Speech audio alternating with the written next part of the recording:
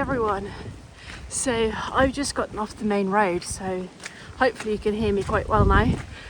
I thought I'd just do an introduction for the hike I'm doing this weekend. I'm going on a quite big hike in May, so I'm trying to prepare myself, trying out new boots, some new equipment like this jacket, and just pretty much try to get a bit into shape. So this weekend, it's now just before Easter. Easter's next week. So now I've got 3 days off to do a island crossing here in western Norway. It's an island west of Bergen called Askøy, and there's a hiking route here which is about 40 kilometers. So I'm going to do that for the next few days, sleeping in my hammock as I go. I'm currently on the path and it's lovely, but I know that it's going to be quite a bit of incline today and there's going to be rain. It's already started drizzling a little bit, but if the weather forecast comes true, it's really going to be pouring down as I set up my hammock tonight. It's currently about 5 o'clock, closing into 5:30, so I will be doing some night hiking today. That combined with the rain means I'm not certain how much I'm actually going to be able to catch on camera. I'm trying to protect my phone at least a little bit, but I think it's going to be a good one. Tomorrow I will be hiking for the morning and then going back home for a birthday party in the afternoon before setting back out again in the evening.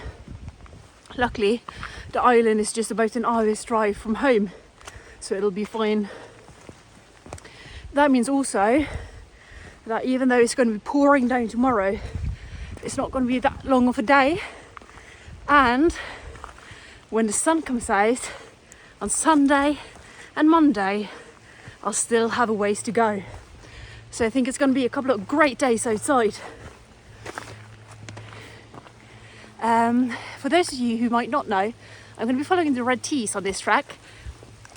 The red tees are from the Norwegian Hiking Association or Trekking Association, and they mark routes pretty much all across Norway. I think in total they have about 22,000 kilometers of routes marked up, which is great for us. You really don't want to get lost. Now I think it's going to be tough to get lost on this hike because the island is quite well populated. You can see the buildings I'm leaving behind there, and I'm never going to be too far from a road.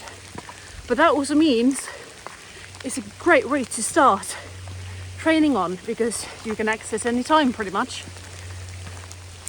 In addition to that, it is still early springtime, which means I can't go to the mountains to hike yet, so I need to choose places with lower elevation, and that means the islands in western Norway is a great option. It's starting to go uphill now. I'm going to go there, continuing upwards. So I'm going to try to catch my breath. So I'll catch you a little while later.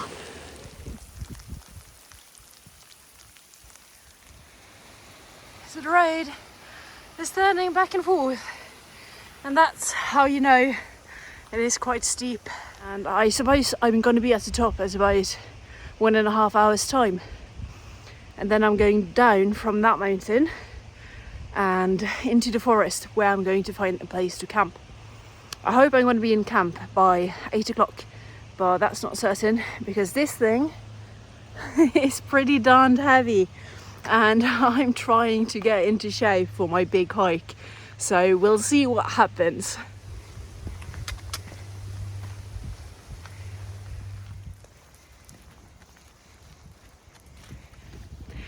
So far the path has been really nice.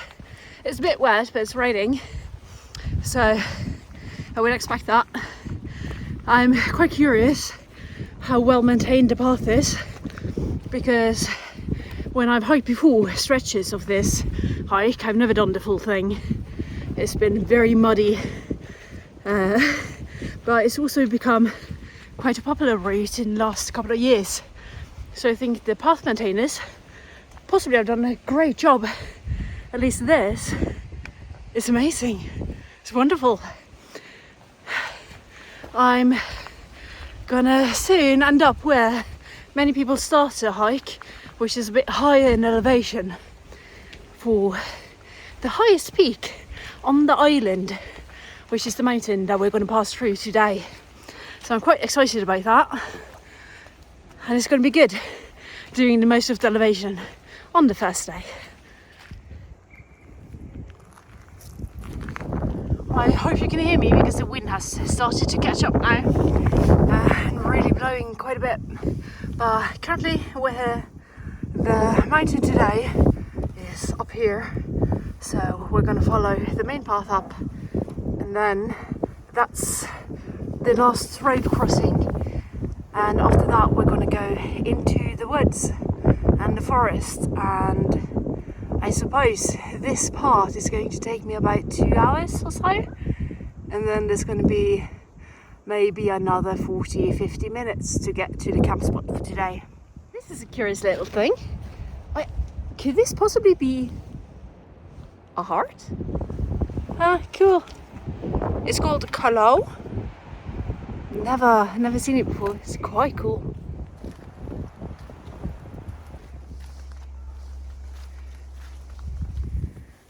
Just look at this. It's all done by volunteers. And had this not been here, it would be so boggy and wet hiking. Wow. People are just amazing. Oh, I'm so grateful. It's wonderful. Look at this.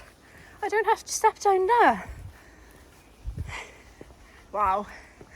Oh, thank you, whomever you are, whomever made this. It's so wonderful.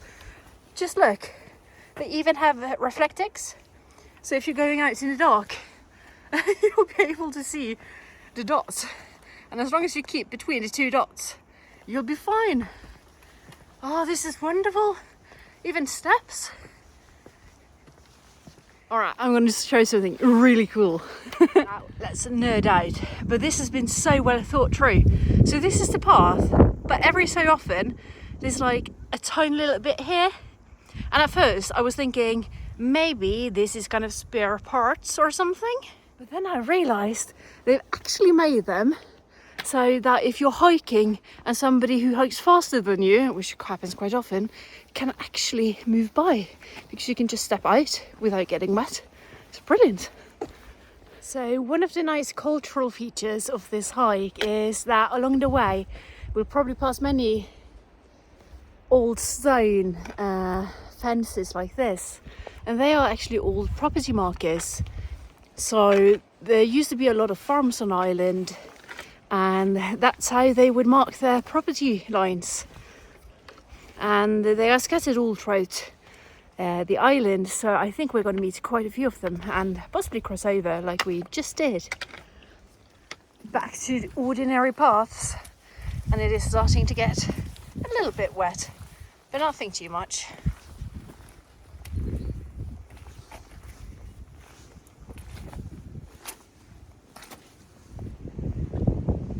What a cool tree. It's like moss all over it.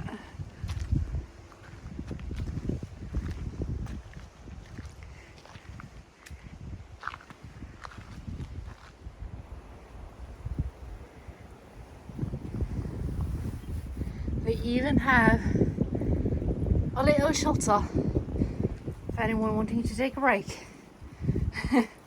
And here it says, you've been really good, have a little snack. And Kiwi is a local store in Norway.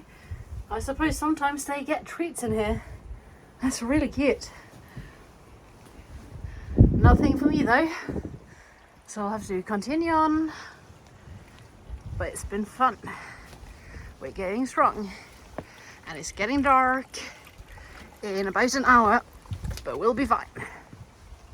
Again, a massive thank you to whoever maintains this path. My legs and feet are dry thanks to these lovely made up wooden roads and bridges. This is the last climb. I can see some tables right there, which I think marks part of the top. Ooh, exciting times! We made it just before nightfall. It's wonderful. You can see Bergen behind me there. It's absolutely stunning. Starting to get a bit windy.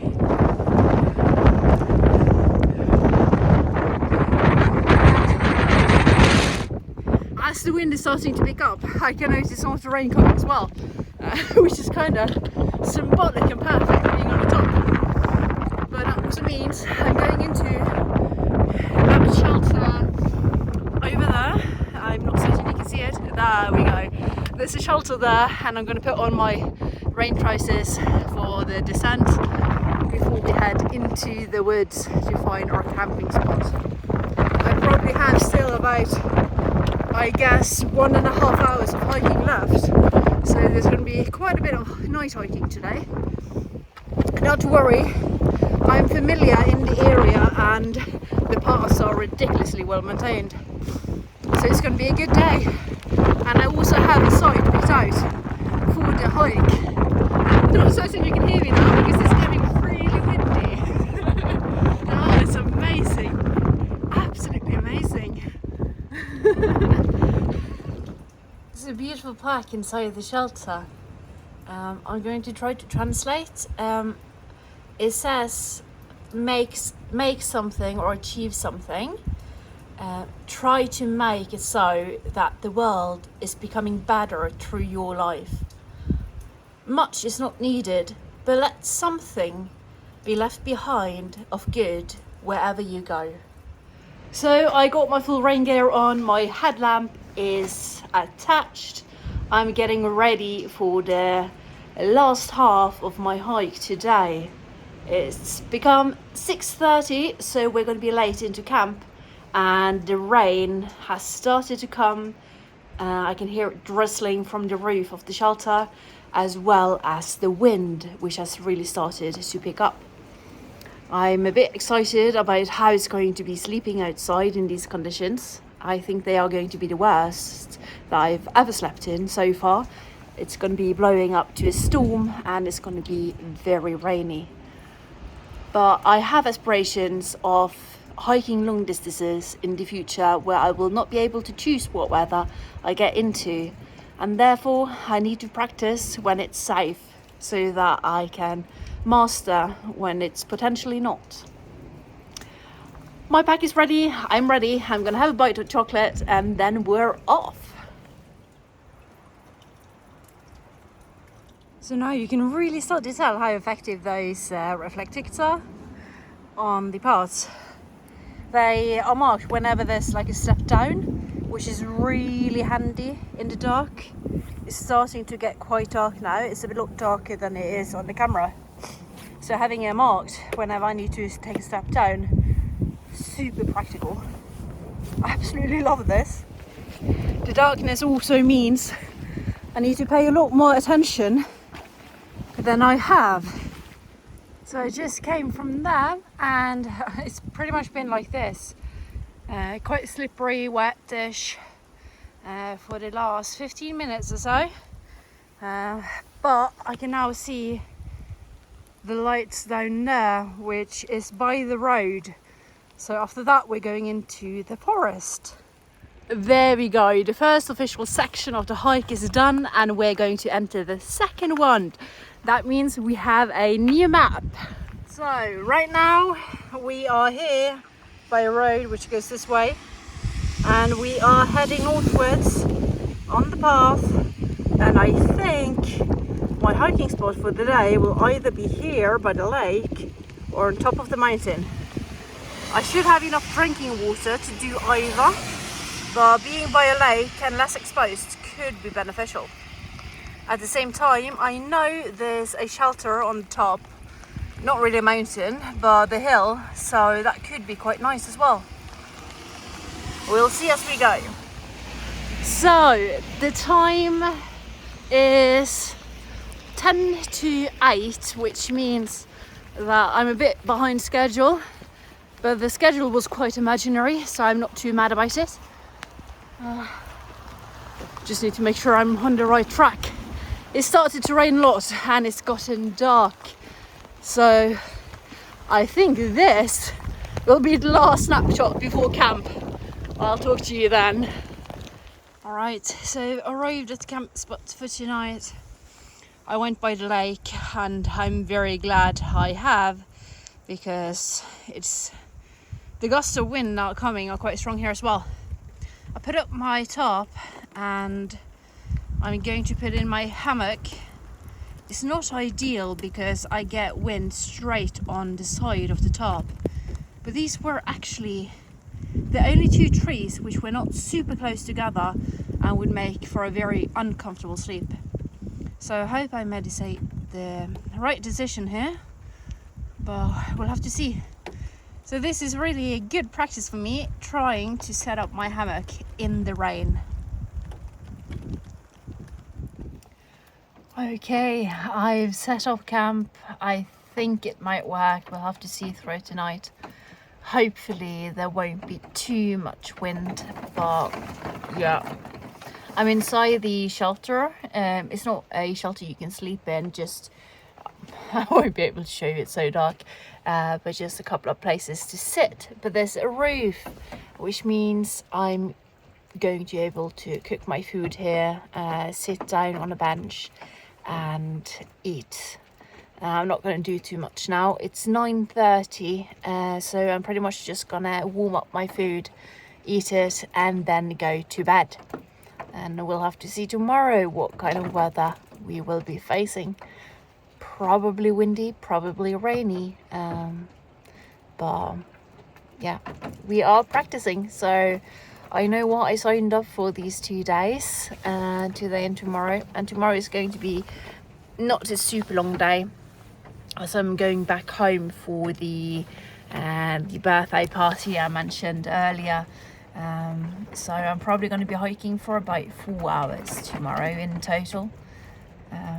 Yeah, hopefully it's going to be a good night. I say hopefully because I wish it will be, not because it probably will be. I'll see what I can get.